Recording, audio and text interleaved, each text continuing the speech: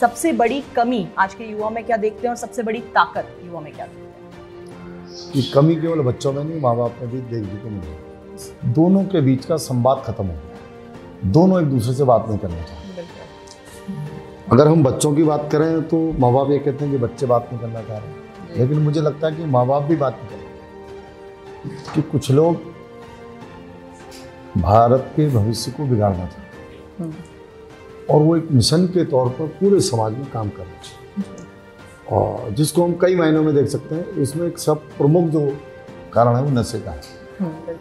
जो नशे के लोग थे, मेरे आसपास के करीब 7-8 बच्चे ऐसे थे जो इकलौते थे, परिवार के पैसों की कमी नहीं थी, बड़ी बिल्डिंगें थी, और वो इस नशे के कारण उनकी डेथ हो गई। मेरा मानना है कि बच्चों को भी माँ बाप को भी दोनों को संवाद स्थापित करना पड़ेगा। बिल्कुल सर। मैंने आज स्पीच में भी कहा, अपने बच्चों से निवेदन किया है कि जो आम्रपाली में घर जाते हैं यहाँ से, आधा एक घंटा अपने मम्मी पापा से बात जरूर बात करें। और जो हॉस्टल में है वो फोन के द्वारा आधा एक घंटा, मैंने कहा है कि छोटी से छोटी बात बताएं। नमस्कार, मेरा नाम है श्वेता पंत और स्वागत है आपका उत्तराखंड दर्शन में। तो अभी उत्तराखंड दर्शन की टीम मौजूद है आम्रपाली यूनिवर्सिटी में, जहां पर गेस्ट ऑफ ऑनर के तौर पर हल्द्वानी के महापौर मेयर गजराज बिजरी मौजूद हैं। तो चलिए उनसे जानते हैं कि आज आम्रपाली यूनिवर्सिटी में सर आपका आना हुआ है, तो यहाँ पे हम स्टूडेंट्स बच्चों की बात करेंगे। अगर हल्द्वानी की तरफ देखते हैं, मैं 2 सवाल सीधा करूंगी कि सबसे बड़ी कमी आज के युवा में क्या देखते हैं और सबसे बड़ी ताकत युवा में क्या देखते हैं?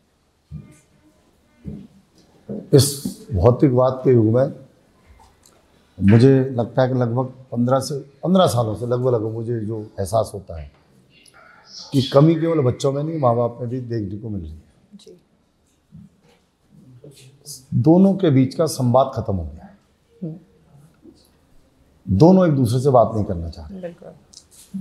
अगर हम बच्चों की बात करें तो माँ बाप ये कहते हैं कि बच्चे बात नहीं करना चाह रहे, लेकिन मुझे लगता है कि माँ बाप भी बात नहीं करना चाह रहे। तो मैं दोनों को आपके माध्यम से कहना चाहता हूँ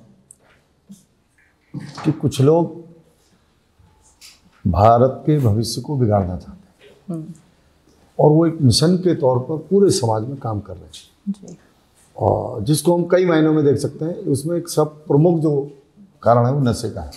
बिल्कुल। और मैंने जितना अध्ययन किया है, मैं जितने लोगों से मिला हूँ, जितने मैंने जो नशे के लोग थे, मेरे आसपास के करीब 7-8 बच्चे ऐसे थे जो इकलौते थे, परिवार के पैसों की कमी नहीं थी, बड़ी बिल्डिंगें थी, और वो इस नशे के कारण उनकी डेथ हो गई। कल ही मैं हमारे पड़ोस में एक रहते हैं, उनकी डेथ हुई। तो मुझे जो लगता है कि जो संवादहीनता है जी।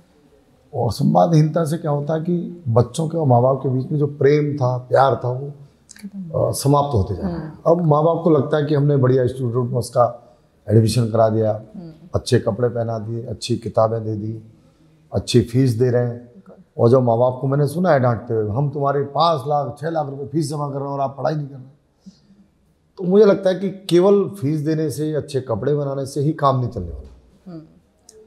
पहले हमारे परिवार संयुक्त परिवार हुआ करते थे। हमारे परिवार में भाभी होती थी, चाची होती थी, ताऊ जी होते थे, ताई जी होती थी, बड़े भाई होते थे, छोटे भाई होते थे। तो बेटी या बेटा जब स्कूल से आते थे तो कभी ताई पूछती थी भाई कैसा रहा स्कूल, कभी ताऊ पूछते थे। तो अगर उसने 5-6 घंटा स्कूल में बिताया, 1-2 घंटे वो ताई, ताऊ, चाचा, चाची के बीच में बिता लेते। बिल्कुल।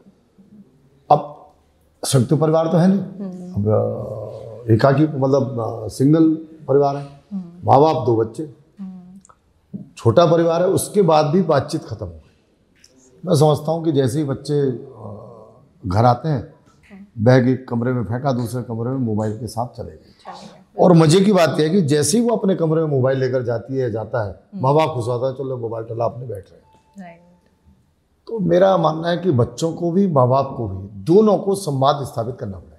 बिल्कुल सर। मैंने आज स्पीच में भी कहा, अपने बच्चों से निवेदन किया है कि जो आम्रपाली में घर जाते हैं यहाँ से, तो आधा एक घंटा अपने मम्मी पापा से जरूर बात करें। बिल्कुल। और जो हॉस्टल में है वो फोन के द्वारा आधा एक घंटा, और मैंने कहा है कि छोटी से छोटी बात बताएं। अगर आपकी जो पोशाक है, जो आपने कपड़े पहने वो गंदे भी हो रहे हैं, इतना भी बताएं कि मम्मी आज मैं गिर गई थी और मेरी जो पोशाक है वो खराब हो गई। सही बात है। क्या होगा कि धीरे धीरे बातचीत बढ़ेगी।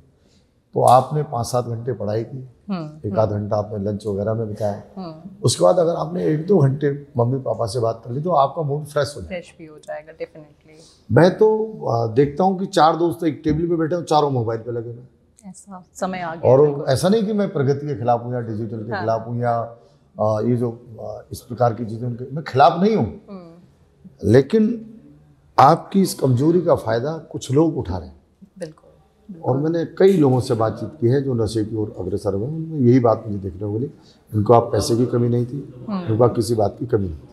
ताकत में अगर बात करते हैं, युवा है, इंटेलिजेंट है, डिजिटलाइजेशन की बात हुई है, वो भी है, सब कुछ है, सारी आज की डेट में ताकत तो बहुत है।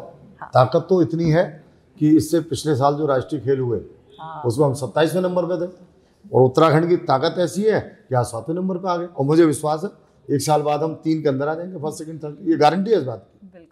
आज माननीय धामी जी के नेतृत्व में उन्होंने जिस प्रकार की सुविधाएं, मैं समझता हूँ पूरे देश के, मैंने देखा धामी जी की जो व्यवस्थाएं थी इस प्रदेश के अंदर जो राष्ट्रीय खेलों में थी, पूरे देश के युवाओं ने उनकी तारीफ की है। उन्होंने कहा कि छोटा स्टेट होते हुए भी ऐसी सुविधाएं हमें बड़े स्टेटों में नहीं मिली। मैं बड़े स्टेटों का विरोधी नहीं हूँ, लेकिन जो उन्होंने कहा बच्चों ने, आपने इंटरव्यू देखे होंगे उनकी, तो ताकत तो बहुत है। हमारा प्रदेश का मुखिया युवा है, उसके नेतृत्व में लगातार काम हो रहा है। बिल्कुल सर। बात हल्द्वानी की करते हैं, जब हम हल्द्वानी के विकास की बात करते हैं तो एजुकेशन एक बहुत इंपॉर्टेंट सेक्टर होता है, और आप आज आम्रपाली के प्रांगण में खड़े हैं, यहाँ एक एडवांस्ड इंफ्रास्ट्रक्चर है, उसके बारे में क्या बोलेंगे? ना, निश्चित रूप से है। मैंने आम्रपाली परिवार को बधाई भी दी है कि 2093 से 2000 तक हम राज्य आंदोलन में थे, और हमारी चिंता भी थी कि भाई शिक्षा का विस्तार कैसे होगा, स्वास्थ्य का विचार कैसे होगा, कैसे हम डेवलप होंगे। तो जब 2000 में उत्तराखंड बना तो आम्रपाली पहला इंस्टीट्यूट था जो इंजीनियरिंग कॉलेज के रूप में कुमाऊं में स्थापित हुआ, और लगातार मैं समझता हूँ आज उन्होंने जो आंकड़ा बताया कि लगभग 8000 बच्चे इस स्कूल से निकलकर पूरे देश विदेश में अपना नाम कमा रहे हैं, रोजी रोटी भी कमा रहा है, नाम भी कमा रहा है, तो बहुत सारी चीज़ें व्यवस्था है। तो मैं समझता हूँ कि आम्रपाली जैसे इंस्टीट्यूट अगर प्रदेश के अंदर रहेंगे तो निश्चित रूप से यहाँ के बच्चों को पढ़ाई का, शिक्षा के क्षेत्र में विस्तार मिलेगा। और एक बात और है कि भाई जो पहाड़ का बच्चा है, जो बाहर से जो आ रहे हैं वो तो आए हैं, जो लोग पहाड़ के बच्चे आ रहे हैं वो दिल्ली जाने में, इधर उधर जाने में थोड़ा उनको लगता है कि ज़्यादा खर्चा होगा। बिल्कुल सर। तो आम्रपाली जैसा इंस्टीट्यूट मुझे लगता है कि मिनिमम तो बहुत सारा ज़्यादा खर्चा नहीं है इनका, उसके बाद भी अच्छी शिक्षा दे रहे हैं, वो दे रहे हैं, तो अपनी ही उनको बधाई दे रहा हूँ, धन्यवाद देता हूँ। बिल्कुल सर। आखिरी सवाल लूँगी सर आपसे कि कई लोग हमारे माध्यम से आपको देख रहे हो, कई बच्चे यहाँ मौजूद हैं, एक ऐसा मैसेज जो हमें, मैं कहूँगी शॉर्ट टर्म एक गोल होता है अगले 2 साल के लिए, कुछ ऐसा एक मैसेज देंगे कि अगर हम इस चीज़ पे फोकस करेंगे तो आज का युवा कुमाऊं का, हल्द्वानी का आगे बढ़ पाएगा? देखिए, बच्चे सारे अपने फोकस पर हैं, अपना फोकस उन्होंने तय कर रखा है कि हम किस उद्देश्य से आगे बढ़ रहे हैं। जो बच्चे आम्रपाली में भी आए हैं जी, उनका भी उन्होंने टारगेट करा कर कि हमने, उनके अलग अलग सब्जेक्ट होते हैं, तो वो पहले ही सोच मन बना कर आए कि हमने इस क्षेत्र में विकास करना है। मैं फिर कहता हूँ कि जो संवादहीनता अगर वो खत्म नहीं होगी तो उनका फोकस बिगड़ेगा। संवादहीनता खत्म करनी पड़ेगी अपने परिवार में, और जैसे ही वो इस चीज़ से दूर होंगे, आपने देखा होगा कि कई, मतलब केवल 4 से 5% बच्चे ऐसे जिनका फोकस बिगड़ रहा है लगातार। मैंने कहा ना भी कि हमारे युवाओं ने फोकस किया तो 27 में से हम 7वें नंबर पर आ गए। ऐसा नहीं कि यहाँ ताकत की कमी है, उनके उद्देश्य की कमी है, उद्देश्य के साथ आ रहे हैं। मैं तो उदाहरण देता हूँ कि भाई अगर आपने कोई भी होल कर लिया कि हमने ये करना है, तो मैं नहीं समझता हूँ कि भारत का कोई भी बच्चा या बेटी या बेटा हो उस उद्देश्य को पूरा न कर सके। इतनी ताकत इस देश की वीरभूमि में है, ऐसा नहीं है कि नहीं है। मैं बच्चों से केवल इतना ही कहना चाहता हूँ कि जो जिस उद्देश्य के साथ आप आए हैं और जिस विश्वास के साथ आपके माँ बाप ने आपको यहाँ भेजा है, तो दोनों नहीं टूटने चाहिए। ना आपका उद्देश्य टूटना चाहिए, ना माँ बाप का विश्वास टूटना चाहिए। बिल्कुल। बहुत बहुत धन्यवाद सर। आपका बहुत बहुत धन्यवाद। Thank you.